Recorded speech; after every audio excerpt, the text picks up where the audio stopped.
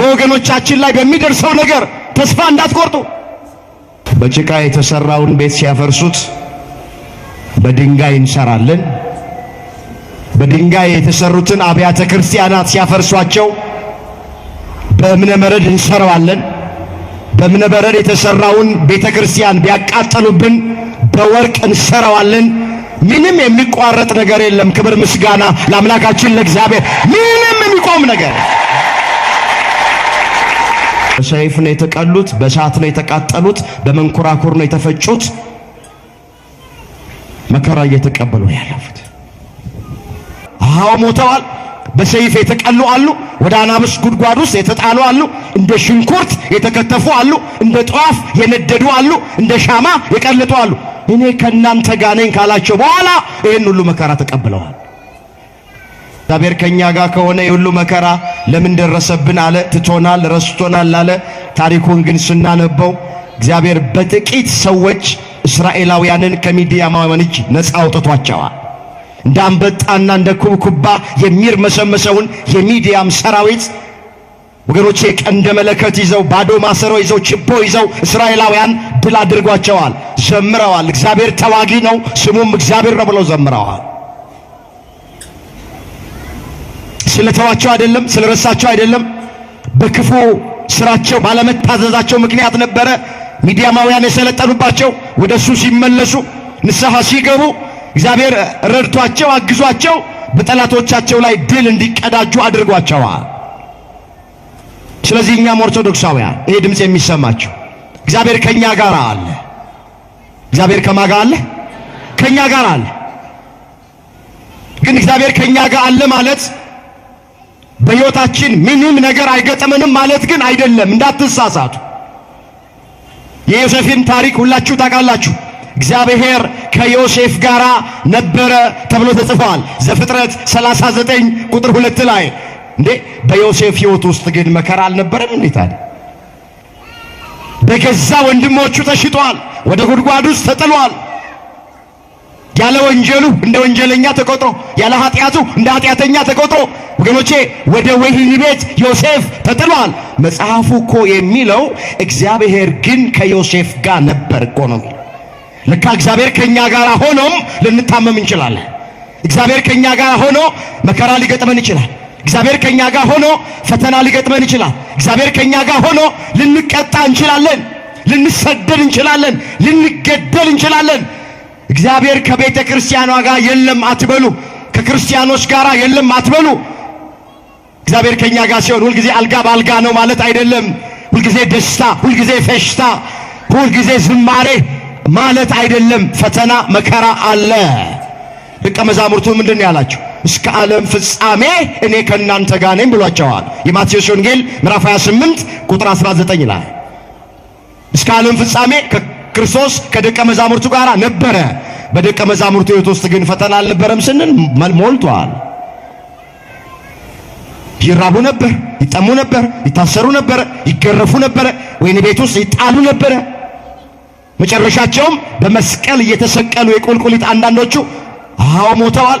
በሰይፍ የተቀሉ አሉ፣ ወደ አናብስት ጉድጓድ ውስጥ የተጣሉ አሉ፣ እንደ ሽንኩርት የተከተፉ አሉ፣ እንደ ጧፍ የነደዱ አሉ፣ እንደ ሻማ የቀለጡ አሉ። እኔ ከናንተ ጋር ነኝ ካላቸው በኋላ ይህን ሁሉ መከራ ተቀብለዋል። መጽሐፍ ቅዱስን ስታነቡት ከሐዋርያት መካከል አንዱም ሰው ታሞ ሞተ ተብሎ አልተጻፈም። ሁሉም ወገኖቼ ስለዚህ እግዚአብሔር ከኛ ጋር እንደሆነ እርግጠኛ መሆን መቻል አለብን። ምንም ነገር አይኖቻችን ይመልከቱ፣ ጆሮቻችን ይስሙ፣ ተስፋ አንቆርጥም። እፍ ጨብጠን ወደ ኋላም አንመለከት።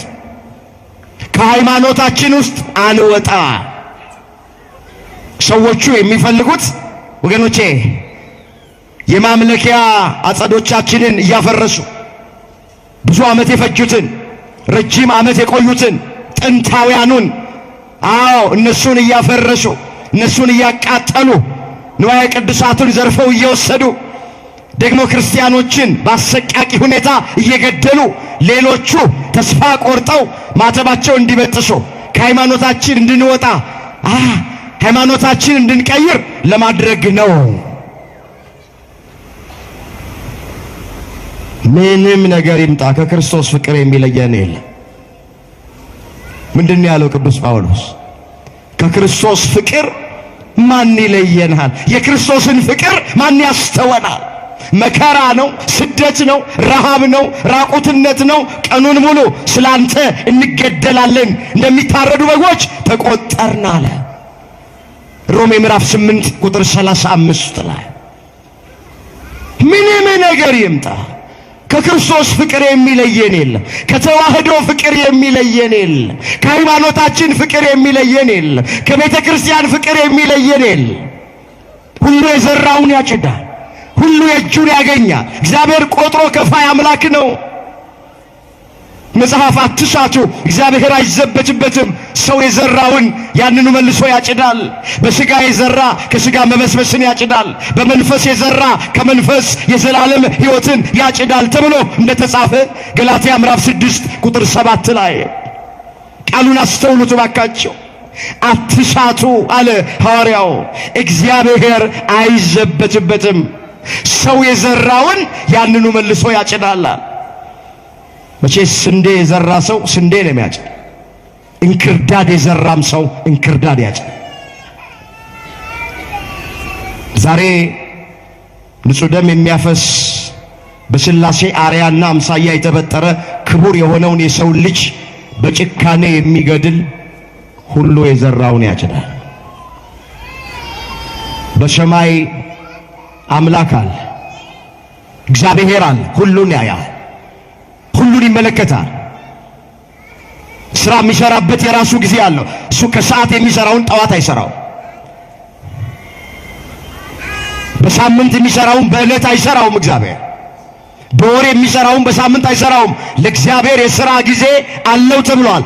ኦርቶዶክሳውያን ክርስቲያን ወገኖቻችን በምትሰሙት በምታዩት በወገኖቻችን ላይ በሚደርሰው ነገር ተስፋ እንዳትቆርጡ። እቺ እምነት እዚህ የደረሰችው አልጋ በአልጋ በሆነ መንገድ አይደለም። ታውቃላችሁ፣ አባቶቻችን የቀደሙት ዋጋ ከፍለዋል። ቆዳቸው ስልቻ እስኪሆን፣ ጽህማቸው እስኪነጭ፣ ጥርሳቸው እስኪወልቅ እሳት ውስጥ ተጥለው በሰይፍ ተቀልተው ተሰደው ተገርፈው ታስረው መከራ ተቀብለው ነው ችን ሃይማኖት እኛ ጋር ያደረሱት። አሁን እነሱ ከገጠማቸው አኳያ አሁን እኛ እየገጠመን ያለው ምንም ማለት አይደለም። አይቆጠርም፣ አይወዳደርም፣ አይነጻጸርም እንደውም። ስለዚህ ከኛ የሚጠበቀው በምንሰማው በምናየው ነገር ተስፋ ሳንቆርጥ በሃይማኖት መጽናት ነው። እግዚአብሔር እስከ መጨረሻው በሃይማኖት ያጽናል። በጭቃ የተሰራውን ቤት ሲያፈርሱት በድንጋይ እንሰራለን። በድንጋይ የተሰሩትን አብያተ ክርስቲያናት ሲያፈርሷቸው በእብነ በረድ እንሰራዋለን። በእብነ በረድ የተሰራውን ቤተ ክርስቲያን ቢያቃጠሉብን በወርቅ እንሰራዋለን። ምንም የሚቋረጥ ነገር የለም። ክብር ምስጋና ለአምላካችን ለእግዚአብሔር። ምንም የሚቆም ነገር አዎ፣ ድርሻ አለን። ሁላችንም የድርሻችንን እንወጣለን። ሕይወታችንን ማስተካከል አለብን። ወደ እግዚአብሔር ፊታችንን መመለስ አለብን። ወጣቶች እግዚአብሔር ከማይከብርበት ሕይወት ውስጥ መውጣት አለብን። ያን ጊዜ የድርሻችንን ከተወጣን በኋላ እግዚአብሔር ደግሞ ማድረግ ያለበትን በጊዜውና በሰዓቱ ያደርጋል እንጂ አይዟችሁ እግዚአብሔር ከኛ ጋር። መጽሐፍ ወላጆች እንደሌላቸው ልጆች አልተዋችሁም ብሎ ቃል ገብቶልናል። የዮሐንስ ወንጌል ምዕራፍ 14 ቁጥር 18። እስኪ ቃሉን አብረን እንበለው። ወላጆች በሉ እስኪ እንደሌላቸው ልጆች አልተዋችሁም። ምን አልላችሁም? እግዚአብሔር ይተወናል። ቤተ ክርስቲያንን እግዚአብሔር ይተዋታል። እኛን እግዚአብሔር ይተወናል። እግዚአብሔር ያለው ከማጋ ነው? አመስግኑት። ከኛ ጋር ነው እግዚአብሔር። ክብር ምስጋና ለዘላለም። ስለዚህ አትፍሩ፣ አትደንግጡ፣ አትሸበሩ፣ ተረጋጉ። ስር ሰዳችሁ በሃይማኖታችሁ ታነጹ። ድንቅ ነገር እንደመጣባችሁ አትቁጠሩት። ምን አለ? እኔ ካንተ ጋር ነኝና አትፍራ። ኢሳይያስ 43 ቁጥር 5 እስኪ እኔ በሉ ካንተ ጋር ነኝና አትፍራ። ምን አትበል? ማን ከኛ ጋር ስላለ ምን አንልም? አንፈራም። እግዚአብሔር ከኛ ጋር ስላለ አንፈራም። እግዚአብሔር ፍርሃትን ከልባችን አውጥቶ ይጣልልን። ምን አለ መጽሐፍ? ጽዮን ግን እግዚአብሔር ትቶኛል ጌታም ረስቶኛል አለች። በውኑ ሴት የወለደችውን ልጅ እስከማትራራ ድረስ ትረሳለችን? ምናልባት እሷ ትረሳ ይሆናል አለና እኔ ግን ለዘላለም አልረሳሽም፣ እነሆ በእጄ መዳፍ ላይ ቀርጬሻለሁ አለ። ኢሳይያስ 49 ቁጥር 14 ላይ የተመዘገበ እግዚአብሔር። ጽዮን ግን እግዚአብሔር ትቶኛል ጌታም ረስቶኛል አለች። ተሰደው ባቢሎን በወረዱ ጊዜ፣ በምርኮ በሆኑ ጊዜ፣ ጠላት በሰለጠነባቸው ጊዜ፣ መከራ ባበዛባቸው ጊዜ ጽዮን ግን ጽዮናውያን እስራኤላውያን ግን ማለት እግዚአብሔር ትቶናል ጌታም ረስቶናል አሉ። ይህ ሁሉ መከራ የገጠመን ስለተወን ነው አሉ። ብዙዎቻችን እንደምንለው ማለት በውኑ አለ ሴት 9 ወር ከ5 ቀን በማህፀኗ የተሸከመችውን ልጅ እስከማትራራ ድረስ ትረሳለችን? ምናልባት እሷ ትረሳ ይሆናል አለ። አያድርስ ነው። አንዳንዴ እናት የወለደችውን ልጅ ልትረሳ ትችላለች። አባት የወለደውን ልጅ ሊረሳ ይችላል። ሰዎች ሊረሱን ይችላሉ። እናት የወለደችውን ልጅ ልትረሳ ትችላለች አለና እኔ ግን አለ ለዘላለም አልረሳችሁም አለ። ለዘላለም ምን አልላችሁ? በእጄ መዳፍ ላይ ቀርጫችኋለሁ አለ። እያንዳንዳችንን እግዚአብሔር በእጁ መዳፍ ላይ ቀርጾናል። ሎሚ እጃችን ላይ አስቀምጠን ወደ ግራ ወደ ቀኝ እንደምናደርግ እግዚአብሔር ሁላችንን እንደዚህ በመዳፉ ነው የሚያየ። ስለዚህ አትጨነቁ። እንኳን እግዚአብሔር ካንተ ጋር ነኝ ካንቺ ጋር ነኝ ብሎ ይቅርና አንድ ባለ ገንዘብ፣ አንድ ባለ ስልጣን፣ አንድ ዝነኛ፣ አንድ ታዋቂ ሰው አይዞ ካንተ ጋር ነኝ ቢለን ምን ያህል ደስ ይለናል። አይዞሽ ካንቺ ጋር ነኝ ብሎ ተስፋ ቢሰጡን ምን ያህል ደስ ይለናል። እኔ ከናንተ ጋር ነኝ ያለን እኮ የሰራዊት ጌታ እግዚአብሔር ስፍራ ላይ ይሄንን ያስረግጣል። በስሙ መከራ ይገጥመናል። ትዝ ይላችኋል ደቀ መዛሙርቱ ወደ ኢየሱስ ክርስቶስ ቀረቡና ንገረን የመምጣትህና ያለ መጨረሻ ምልክቱ ምንድነው ብለው ጠየቁት። ያለ መጨረሻ ምልክት እየዘረዘረ ነገራቸው። ብዙዎች በስሜ ይመጣሉ፣ ብዙዎቹንም ያስቷቸዋል። የጦርን ወሬ ትሰሙ ዘንድ አላችሁ። በብዙ ስፍራ ረሃብ፣ ቸነፈር፣ የምድር መናወጥ ይሆናል። እነዚህ ሁሉ የምጣር መጀመሪያዎች ናቸው አለና በዚያን ጊዜ ለመከራ አሳልፈው ይሰጧችኋል፣ ስለ ስሜም በአሕዛብ ሁሉ ዘንድ የተጠላችሁ ትሆናላችኋል። የማቴዎስ ወንጌል ምዕራፍ 24 ቁጥር 9 ላይ የተመዘገበ እግዚአብሔር ቃል በዚያን ጊዜ ለመከራ አሳልፈው ይሰጧል፣ ስለ ስሜ የተጠላችሁ ትሆናላችሁ። በቃ የተጠራ ነው በስሙ ለማመን ብቻ አይደለም። በስሙ ምክንያት መከራ ይገጥመናል። በስሙ ስላመንን፣ ስለ ስሙ ስለምንዘምር፣ ስለ ስሙ ስለምንቀድስ ወገኖቼ በዚህ ምክንያት የሚገጥመን መከራ አለ። ሁለተኛ መከራ ወደኛ የሚመጣበት ምክንያት የተጠራንለት ዓላማ ስለሆነ። ወደ ሶስተኛው ሐሳብ ልሄድ። ለምንድን ነው መከራ የሚገጥመን? በዓለም ላይ ስላለን መከራ ይገጥመናል። በምን ላይ ስላለን? በዓለም ላይ። ጌታችን ኢየሱስ ክርስቶስ ለደቀ መዛሙርቱ ምንድን ነው ያላቸው? በዓለም ሳላችሁ ምን አላችሁ? የዮሐንስ ወንጌል ምዕራፍ 16 ቁጥር 33 በዓለም ሳላችሁ መከራ አለባችሁ፣ እኔ ዓለምን አሸንፌዋለሁና አይዟችሁ። እግዚአብሔር አይዟችሁ ይበለን። ያለነው አሁን በዓለም ላይ ነው፣ በምድር ላይ ነው። በገነት አይደለም ያለነው፣ በመንግስተ ሰማያት አይደለም ያለነው። ባካችሁ በዓለም ላይ ሳለን ይህች ደግሞ የመከራ ዓለም ናት። አንዴ ማግኘት፣ አንዴ ማጣት፣ አንዴ ጤንነት፣ አንዴ በሽታ፣ አንዴ ለቅሶ፣ አንድ ጊዜ ሳቅ፣ አንዴ መክበር፣ ሌላ ጊዜ መዋረድ፣ አንድ ጊዜ ከፍታ፣ ሌላ ጊዜ ዝቅታ፣ አንዴ መጉደል፣ አንድ ጊዜ መሙላት። በዚች ዓለም ላይ ስንኖር ይፈራረቃሉ። ዓለም እንደዚህ ናት። ምድሪቱ ሜዳ ብቻ አይደለችም፣ ተራራ አለባት። ተራራ ብቻ አይደለችም፣ ሜዳም አለባት። ሕይወትም ናት። አንዳንዴ ሕይወታችን ሜዳ ይሆናል፣ አንዳንድ ጊዜ ሕይወታችን ተራራ ይሆናል። በዓለም ላይ ስላለን መከራ ይገጥመናል። ምን ይላል ኢዮብ ሲናገር? የሰው ሕይወቱ በምድር ላይ ብርቱ ሰልፍ ነው። ኢዮብ 7 ቁጥር 1 ላይ የተመዘገበ ቃል። እስኪ የሰው ሕይወቱ በሉ በምድር ላይ ብርቱ ሰልፍ ነው። ወገኖቼ ሕይወት ብርቱ ሰልፍ ናት። የሰው ሕይወት ላይ ብርቱ ሰልፍ ነው። ብዙ ውጣ ውረድ አለ በየቤቱ። ወገኖቼ ብዙ መከራ አለ። አሁን አንዳንዶች እኔን እንደገጠመኝ ማንንም አልገጠመውም፣ እኔ እንደተፈተንኩኝ ማንም አልተፈተነም፣ የተለየ ነው፣ እግዚአብሔር ጨከነብኝ የሚሉ ሰዎች አሉ። ወገኖቼ በሌላው ላይ የደረሰ ነው በእኛ ላይ የደረሰው። ከሰው የተለየ ምንም አይነት ፈተና ምንም አይነት መከራ አልገጠመንም።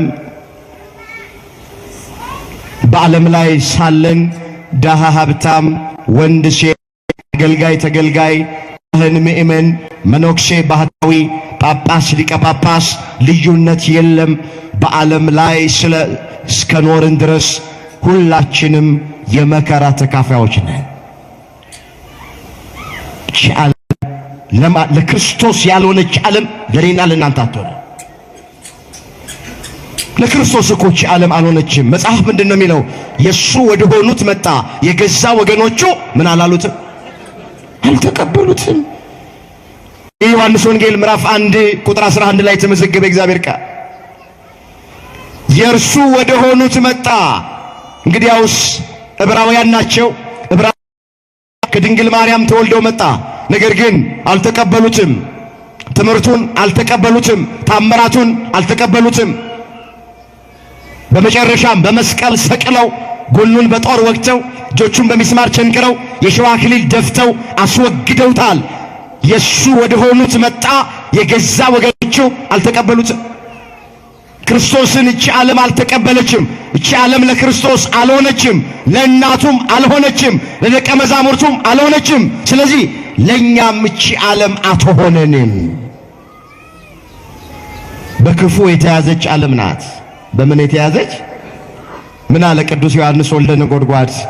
ከእግዚአብሔር እንደሆንን ዓለምና ሞላው ግን በክፉ እንደተያዘ እናውቃለን አለ። እዛ አንደኛ ዮሐንስ መልእክት ምዕራፍ 5 ቁጥር 19 ላይ ተመዘገበታል። እስኪ አብረን እንበለው። ከእግዚአብሔር በሉ እስኪ ድገሙት እስኪ።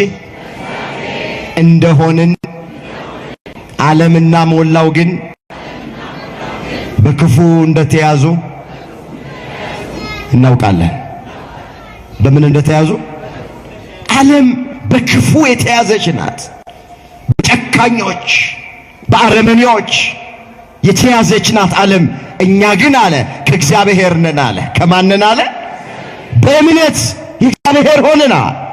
ወገኖቼ በጥምቀት የእግዚአብሔር ሆነናል። ቅዱስ ሥጋውን ክቡር ደሙን መቀበል እግዚአብሔር ሆነናል። ከእግዚአብሔር እንደሆንን ዓለምና ሞላው ግን በክፉ እንደተያዘ እናውቃለን። ስለዚህ መከራ በሶስተኛ ወደኛ የሚመጣው በዓለም ላይ ስላለን። በምን ላይ ስላለን?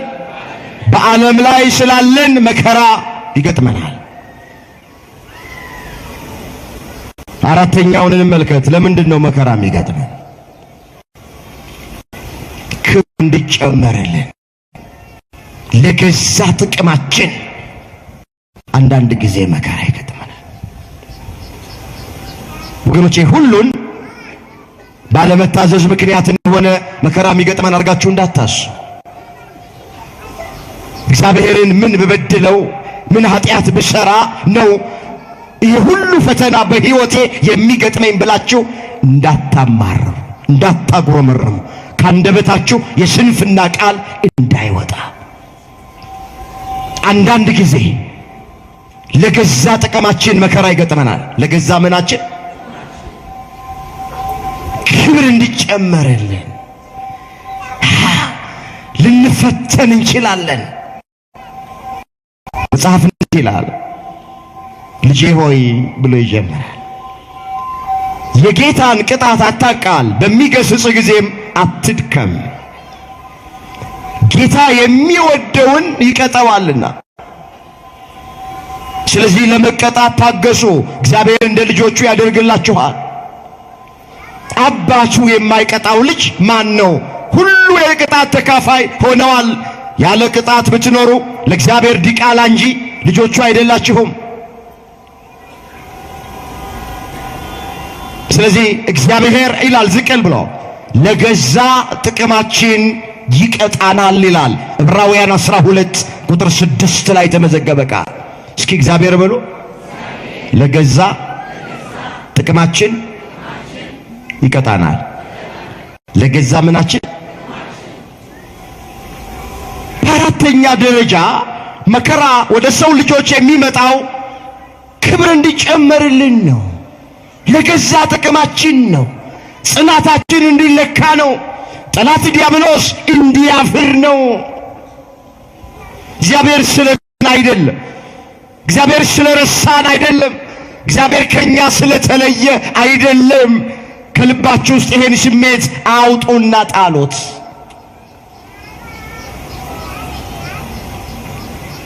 ምንድነው የሚለው መጽሐፍ? ልዩ ልዩ አይነት መከራ ሲገጥማችሁ እንደ ሙሉ ደስታ ቁጠሩት። እንደ ሙሉ ደስታ ምን በሉት? እዚህ ያዕቆብ መልእክት ምዕራፍ 1 ቁጥር 2 ላይ ተመዘገበ እግዚአብሔር ቃል። ልዩ ልዩ አይነት መከራ፣ ልዩ ልዩ አይነት ፈተና ሲገጥማችሁ እንደ ሙሉ ደስታ ቁጠሩት። ተስፋ አትቆረጡ፣ አትጨነቁ፣ አትዘኑ፣ አትመረሩ፣ አታጉረምርሙ። ካንደበታችሁ የስንፍና ቃል አይውጣ። ክርስቲያን ልዩ ልዩ አይነት መከራ ሲገጥመው እንደ ሙሉ ደስታ ይቆጥራል። በተለይ ክርስቲያን በመሆናችን የእግዚአብሔር ልጆች በመሆናችን በሚገጥመን ነገር ደስ ልንሰኝ ይገባል። በዚህ በአንደኛ ጴጥሮስ ምዕራፍ 4 ቁጥር 12 ጀምሮ ይህንን ሐሳብ ግልጥ የሚያደርግ አንድ ቃል ተመዝግቧል። አየዋለሁ። እንደዚህ ይላል፣ ወዳጆቼ ሆይ ብሎ ይጀምራል። በእናንተ መካከል እንደ እሳት ሊፈትናችሁ ስለሚሆነው መከራ ድንቅ ነገር እንደመጣባችሁ አትደነቁ አለና፣ ነገር ግን በጌትነቱ በተገለጠ ጊዜ ደግሞ ደስ ብሏችሁ ሐሴት እንድታደርጉ ክርስቶስን በመከራ ትመስሉት ዘንድ ደስ ይበላችሁ። ስለ ክርስቶስ ስም ብትነቀፉ ብፁዓን ናችሁ፣ የእግዚአብሔር ኃይል የክብሩ መንፈስ በእናንተ ላይ ያርፋልና። ከእናንተ መካከል እንደ ነፍሰ ገዳይ ወይም እንደ ሌባ ወይም እንደ ክፉ አድራጊ ወይም በሌሎች ጉዳይ እንደሚገባ ሆኖ ማንም መከራ አይቀበል። ክርስቲያን እንደመሆኑ መከራ ቢቀበል ግን ስለዚህ እግዚአብሔርን ያመስግን እንጂ አይፈር። በክርስቶስ ክርስቲያን፣ በወልድ ውሉድ፣ በመንፈስ ቅዱስ መንፈሳውያን ተብለን በመጠራታችን ምክንያት በሚገጥመን መከራ ማንም ሰው እንዳያፍር አለ ቅዱስ ጴጥሮስ። እንደውም ደስ ይበላችሁ፣ የክብር መንፈስ፣ የኃይል መንፈስ ትቀበላላችሁ፣ የእግዚአብሔር ልጆች ትባላላችሁ። በደስታ እንደሞት ደስታ ቁጠሩት፣ ተቀበሉት። ስለዚህ በአራተኛ ደረጃ መከራ የሚገጥመን እንዲጨመርልን ነው ወገኖቼ፣ ለገዛ ጥቅማችን ነው። ያዕቆብ የተባለው ሰው 3 ታላላቅ መከራዎች በሕይወቱ የገጠመው ለገዛ ጥቅሙ ነው። 10 ልጆቹን አጣ። ከራስ ፀጉሩ እስከ እግር ጥፍሩ በደዌ ተመታ።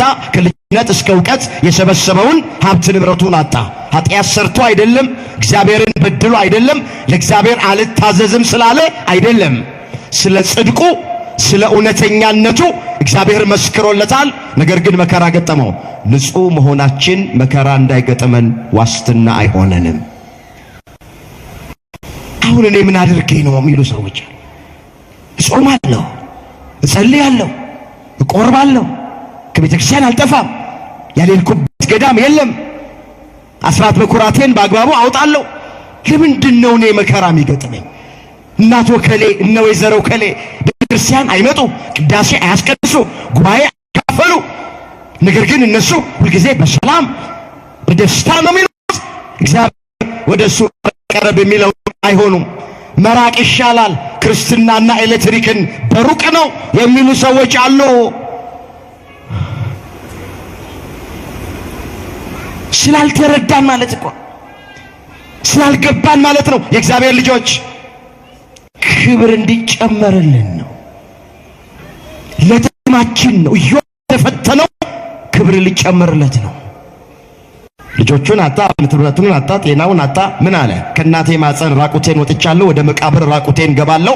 እግዚአብሔር ሰጠኝ፣ እግዚአብሔር ነሳኝ፣ የእግዚአብሔር ስም የተመሰገነ ይሆናል።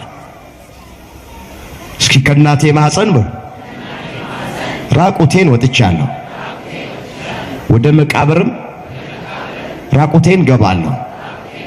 እግዚአብሔር ሰጠኝ፣ እግዚአብሔር ነሳኝ፣ የእግዚአብሔር ስም የተመሰገነ ይሆን። አመስግኑት። የተመሰገነ ይሁን፣ እግዚአብሔር የተመሰገነ። አላጉረመረመም፣ አላማረረም፣ ካንደበቱ ክፉ ነገር አልወጣ። ይኸውላችሁ ኢዮብ መከራ ሲገጥመው አላዘነም ተብሎ አላማረረም ተብሎ የተጻፈው። ማዘን ተፈጥሯዊ ነው፣ የተከለከለው ማማረር ነው። የታል እግዚአብሔር ማለት? የታል ማመልከው እግዚአብሔር ብሎ ማለት? እሱ ነው የተከለከለው እንጂ ማዘንማ ተፈጥሯዊ ነው። በሚያሳዝነው ማዘን ተፈጥሯዊ ነው። በሚያስደስተው መደሰት ተፈጥሯዊ ነው። አትዘኑ አልተባልንም። አታማሩ፣ ተስፋ አትቁረጡ፣ ካንደበታችሁ ክፉ ነገር አይውጣ። መከራ ሲገጥመን እንደ ሙሉ ደስታ እንቁጠር።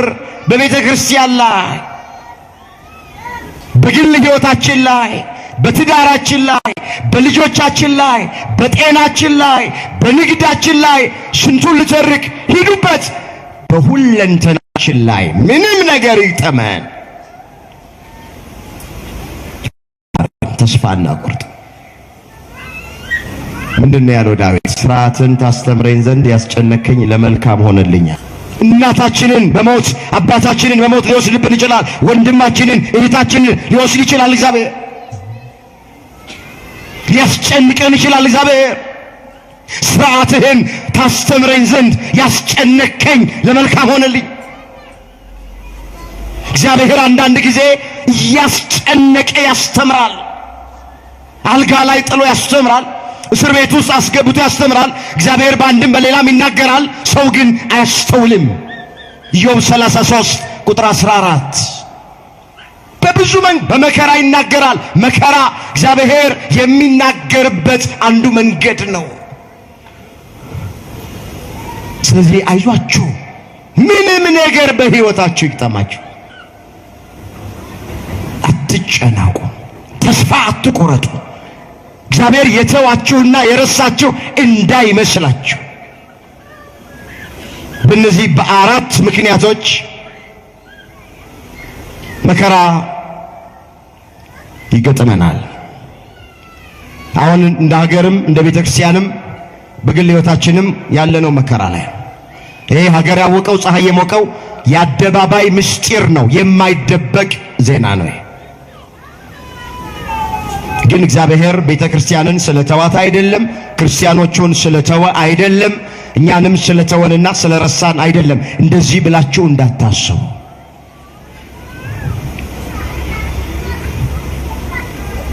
በደስታ ነው የምንቀበል። አብያተ ክርስቲያናት ሲቃጠሉ እንሰማለን። ክርስቲያኖች ሲታረዱ እንሰማለን። ሲሰደዱ እንሰማለን። መከራ ሲገጥማቸው እንሰማለን። ብዙ ነገር እየሰማን እዚህ ደርሰ እያየን እዚህ ደርሰ ወገኖቼ፣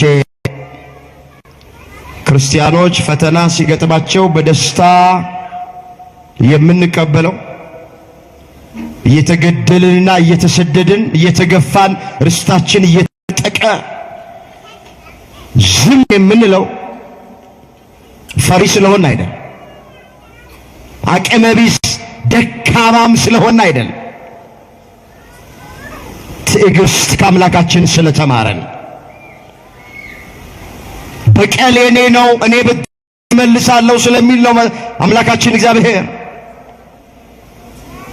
በመሞት እንጂ በመግደል የእግዚአብሔር መንግሥት ስለማትወረስ ነው።